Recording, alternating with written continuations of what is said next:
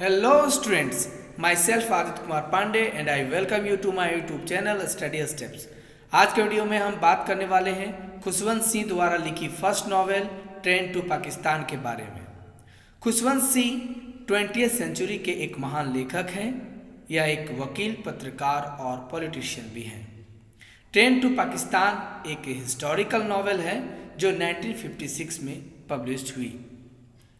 इसके प्रमुख थीम है displacement, community, national identity, corruption, mob rule, religious perception and morality. यह नॉवेल मनोमाजरा गांव में सेट किया गया है जो पाकिस्तान और भारत के सीमा पर स्थित एक काल्पनिक गांव है जिसमें मुख्यतः मुस्लिम और सिख हैं। खुशवंत सिंह एक गहरे विचार इस नॉवेल में दिए हैं जो वहाँ के स्थानीय घटना पर आधारित है। यह घटना वास्तविकता पर आधारित है जो डरावनी और आतंक से भरी है। यह नॉवेल थर्ड पर्सन में कही गई है। पूरे नॉवेल में खुशवंत सिंह का कथन सटायरिकल रूप से हास्यपूर्ण है और ज्ञानवर्धक भी है। भयानक घटनाओं और कार्यों का वर्णन इस नॉवेल में हास्य के साथ खुशवंत सिंह प्रस्तुत किए हैं। इस नॉवेल का प्रोटैगनिस्ट है जग्गा जो एक डाकू है। अब हम इस नॉवेल के कैरेक्टर के बारे में देखते हैं। लाला राम लाल मनोमाजरा गांव का एकमात्र हिंदू परिवार है जो एक मनी लेंडर है। उपन्यास की शुरुआत में ही इसकी हत्या हो जाती है। मल्ली एक युवा डकैत है जो दूसरे गांव का एक गिरोह का सरगना है। वह जग्गा के साथ जग्गा एक दूसरे से नफरत करते हैं और मल्ली लाला राम लाल की हत्या के लिए जग्गा को फंसाने का प्रयास करता है।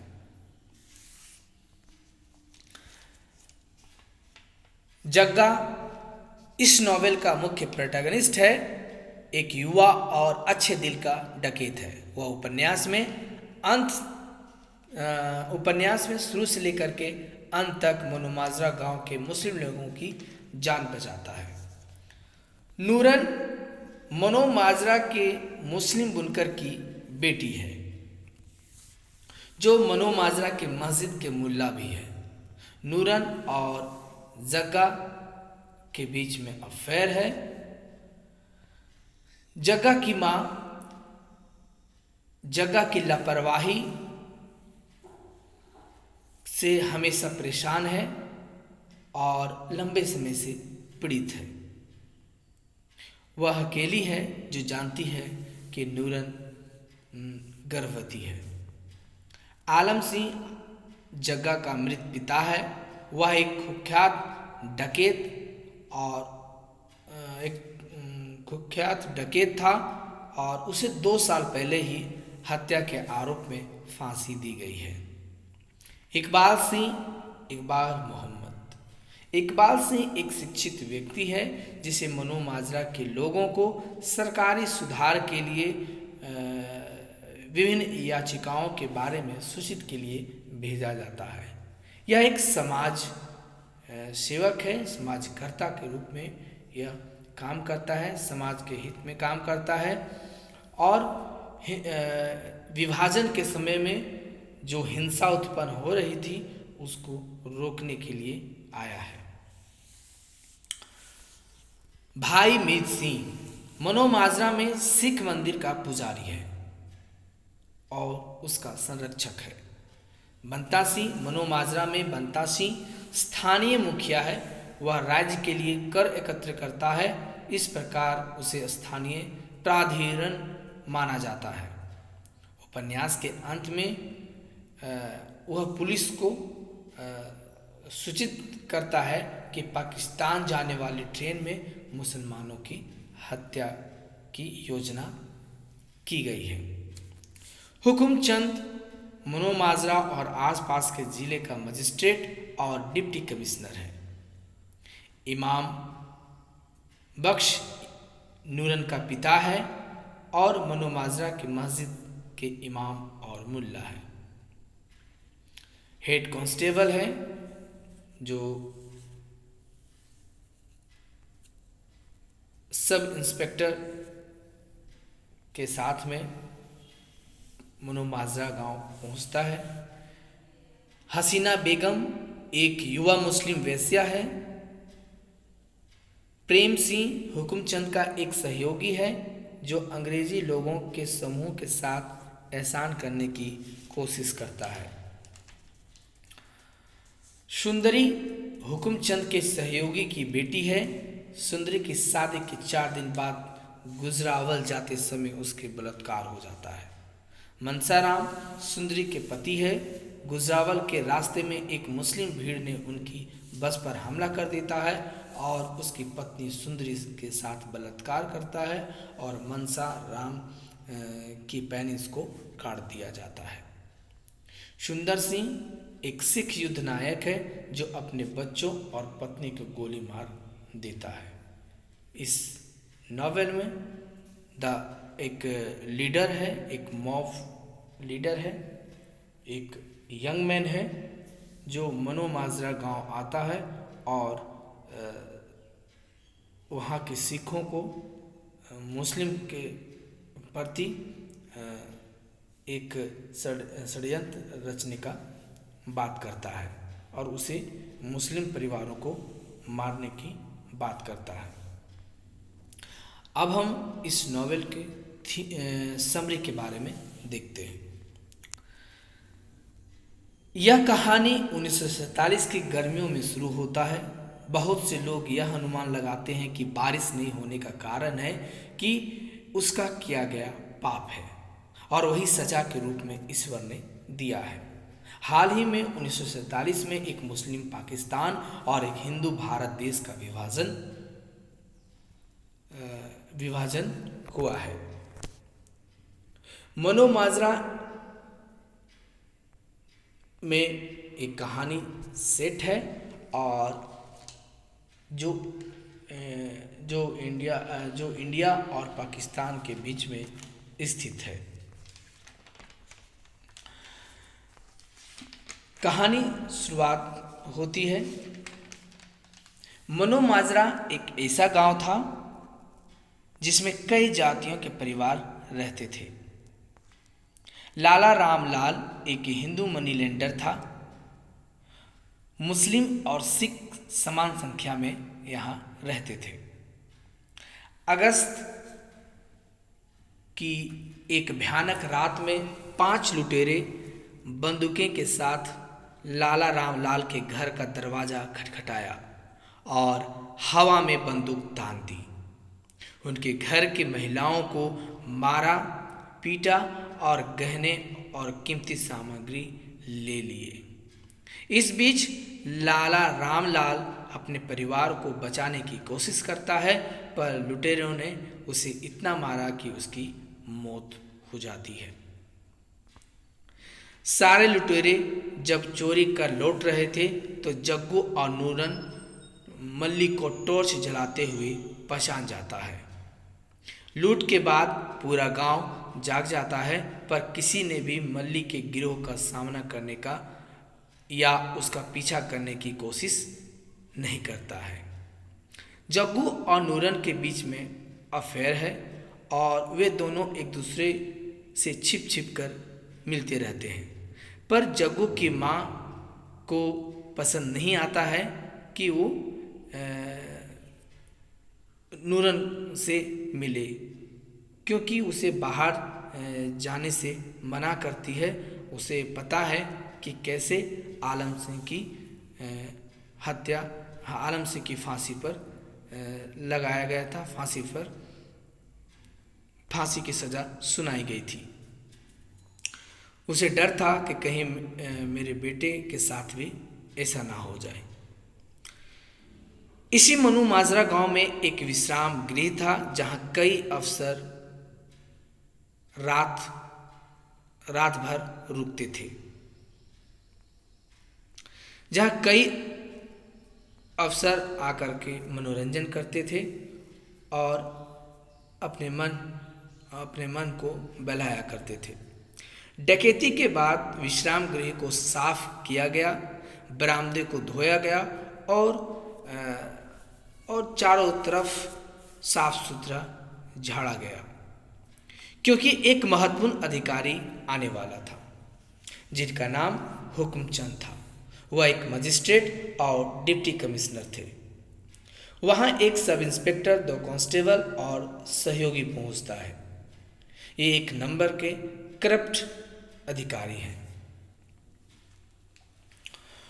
हुकुमचंद ने मनो माजरा में कानून व्यवस्था की स्थिति के बारे में जानकारी की।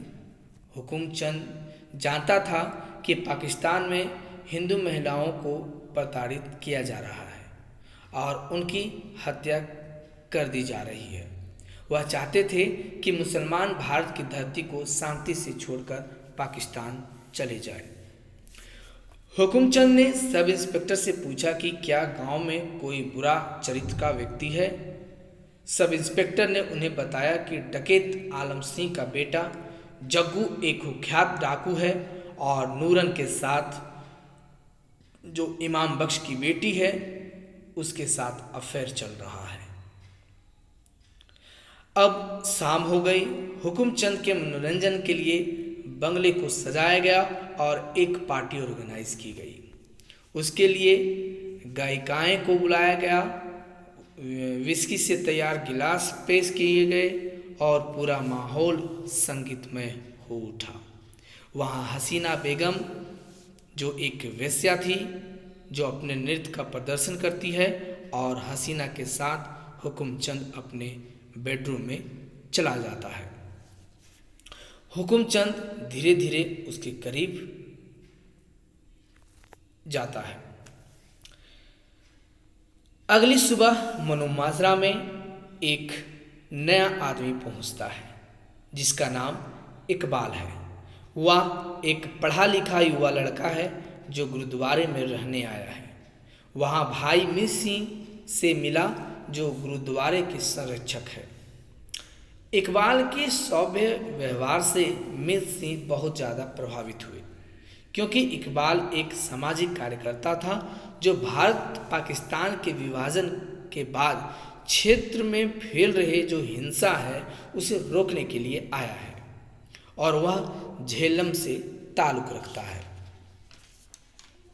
मीर सिंह ने इकबाल को बीती रात की घटनाओं के बारे में बताता है कि जिस रात लाला रामलाल के घर डकैती हुई और रामालाल की हत्या हुई, हत्या कर सारे गहने कीमती सामाने ले गए, इसके बारे में इकबाल को बताता है।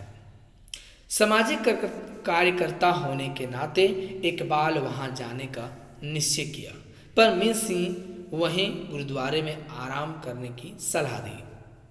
पर इकबाल को नींद नहीं आ रही थी, क्योंकि वह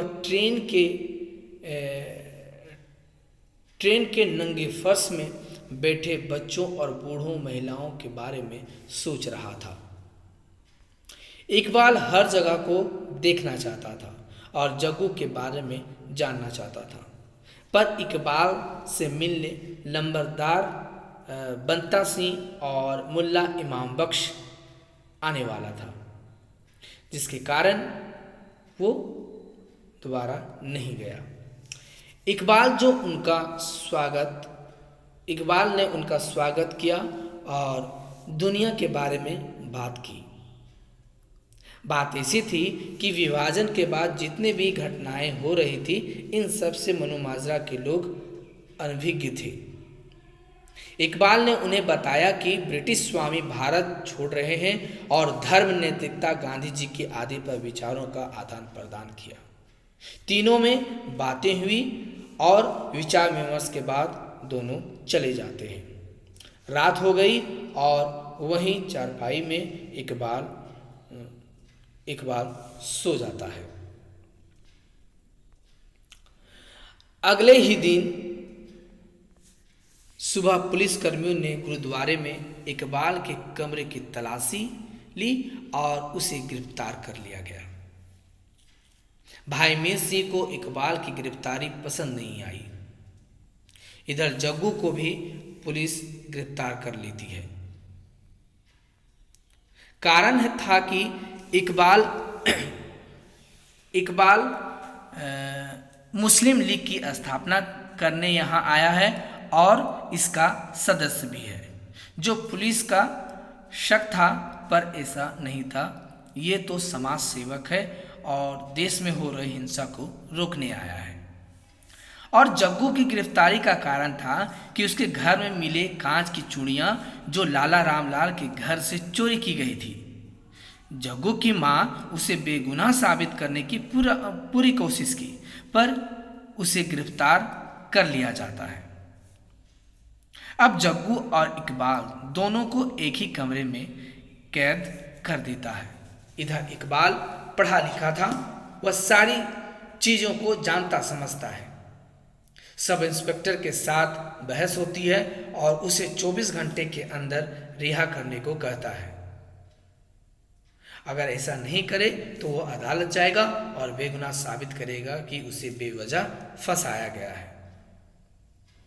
पर पुलिस उसे टॉर्चर करता है और तब जग्गू और सब इंस्पेक्टर से निर्दोष व्यक्ति इकबाल को परेशान ना करने की गुहार करता है। सितंबर का महीना आ गया। सितंबर के महीने में मालगाड़ियां घोस्ट ट्रेनें बन गई, एक भूतिया ट्रेन बन गई।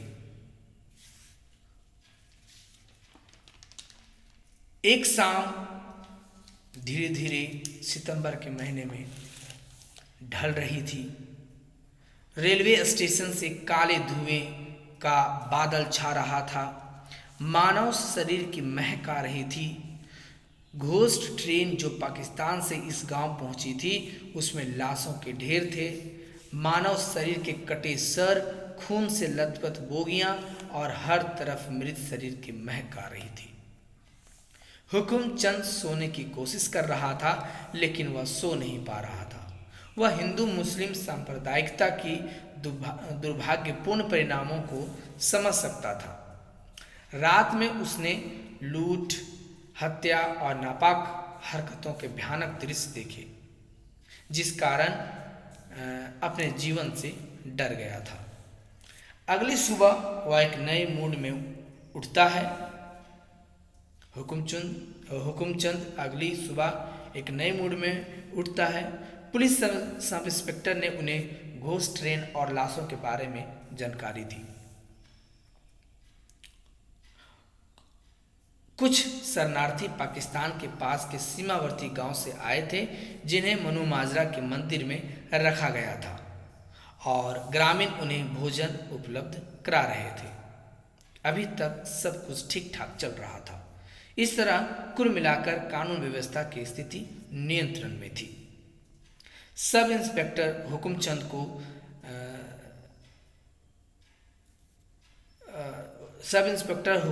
को जग्गा के बारे में बताता है कि वह निर्दोष है। लाला रामलाल की हत्या मल्ली और उसके साथियों ने की है।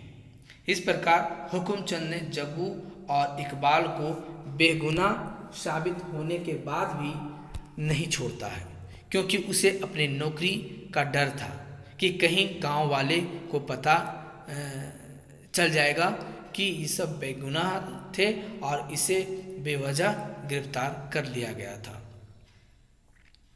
जग्गू इकबाल के ज्ञान और विद्वता से इतना अधिक प्रभावित था कि उसने विनम्रता पूर्वक उसके पैरों को दबाता है। वह चाहता था कि इकबाल से अंग्रेजी शब्द सीखे। इधर मल्ली और उसके गिरोह को गिरफ्तार करने का आदेश दे दिया जाता है। अगले दिन बरसात, मानसून शुरू हो गया। कई भूत ट्रेनें आ गई, कई घोस्ट ट्रेनें आ गई। सिख मुसलमानों से नाराज थे और सांप्रदायिक दंगे, हत्याएं, आग लगाने के मामले और लूटपाट सभी पाठ कभी भी हो सकते थे।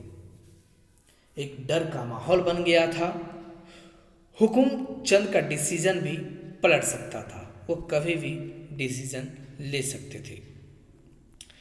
गांव के सभी सिख लंबरदार बंता सिंह के घर मिलने पहुंचे।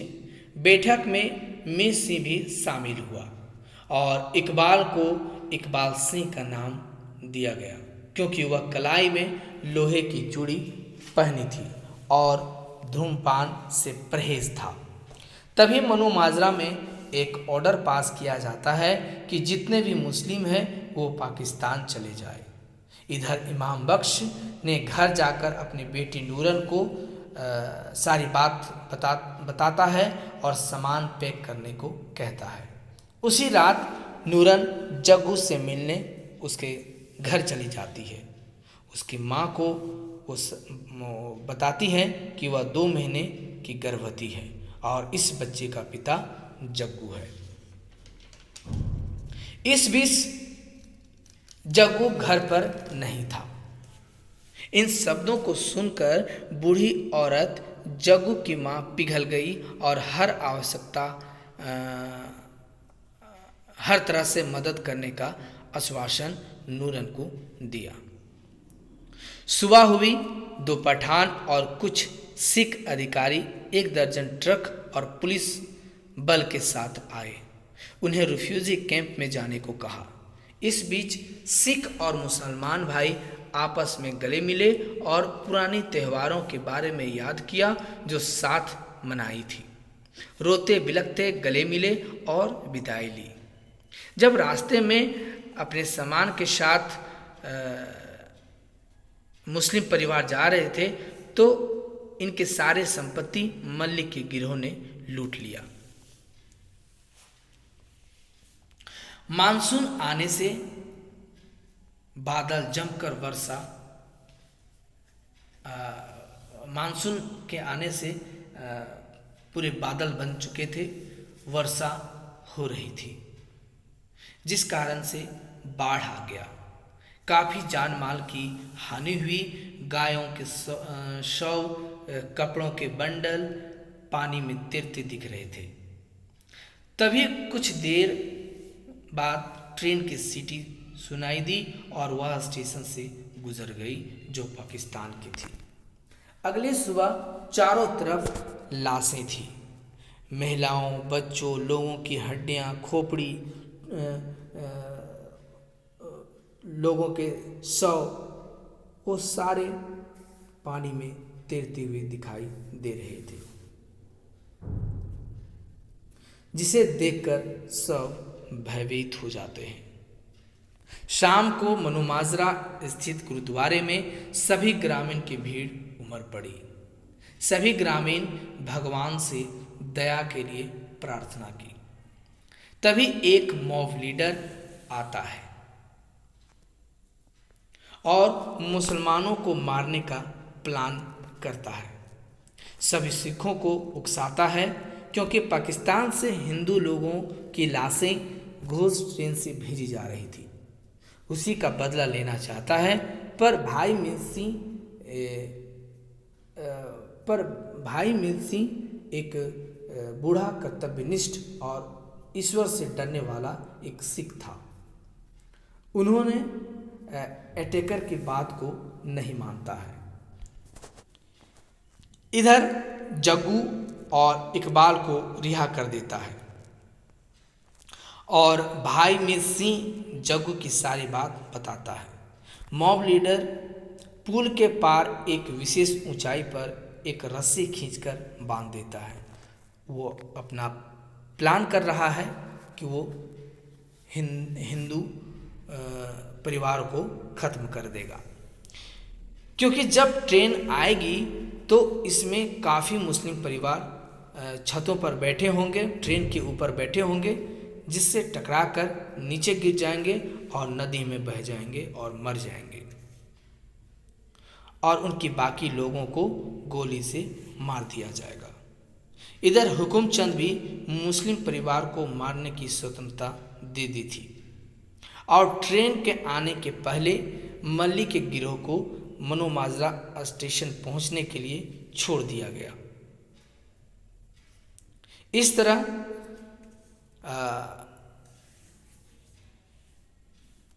हुकुमचंद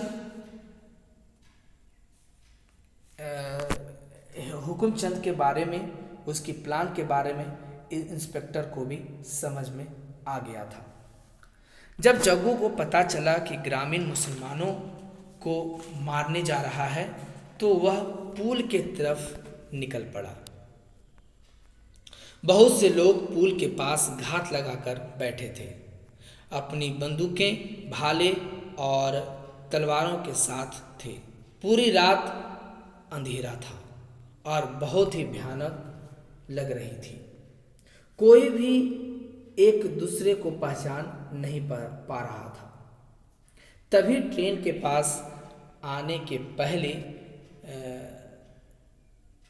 जग्गू अपने कृपान निकालता है और रस्सी को काटने की कोशिश करता है। जब रस्सी पूरी कटने वाली होती है तभी गैंग लीडर उस पर गोली चला देता है और जग्गू को गोली लग जाती है, रस्सी भी टूट जाता है और जग्गू पटरी पर गिर जाता है। और इस तरह पटरी पर गिरने के बाद ट्रेन उसके ऊपर से गुजरते हुए पुल को पार करते हुए पाकिस्तान चली जाती है। यहीं पर यह नॉवेल ख़त्म होता है। उम्मीद करता हूँ कि यह नॉवेल आपको समझ में आ गई होगी। नेक्स्ट वीडियो पाने के लिए आप मेरे चैनल को सब्सक्राइब करें, लाइक करें, शेयर करें, कमेंट करें। Thank you. Have a nice day.